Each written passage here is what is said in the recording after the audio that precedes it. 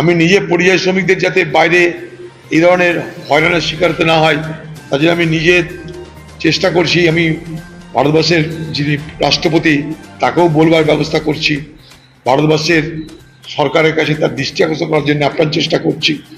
ব্যাপার হচ্ছে যে পশ্চিমবঙ্গে যে রাজ্য সরকার, সেই রাজ্য সরকারকে আমি কোভিডের সময় বলেছিলাম যে পরিযায়ী শ্রমিকদের কথা মাথায় রেখে একটা আলাদা মন্ত্রক গঠন করা হবে।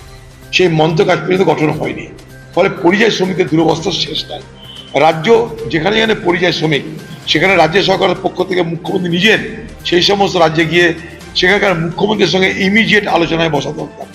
ইমিডিয়েট কোথায় কত পরিযায়ী শ্রমিক আছে সেই ঠিকানা পশ্চিমবঙ্গ সরকারের কাছে থাকা উচিত, তাদের পোর্টালে থাকা উচিত যে পশ্চিমবঙ্গের কত মানুষ কোথায় এইভাবে রুটি রোজগারের জন্য তারা সেখানটায় আছে, তার তালিকা যদি সরকারের কাছে না থাকে তাহলে এই সরকার পরিযায়ী শ্রমিকদের ব্যাপারে বিন্দু বিষয়ক চিন্তা করছে না বলে প্রমাণ হবে।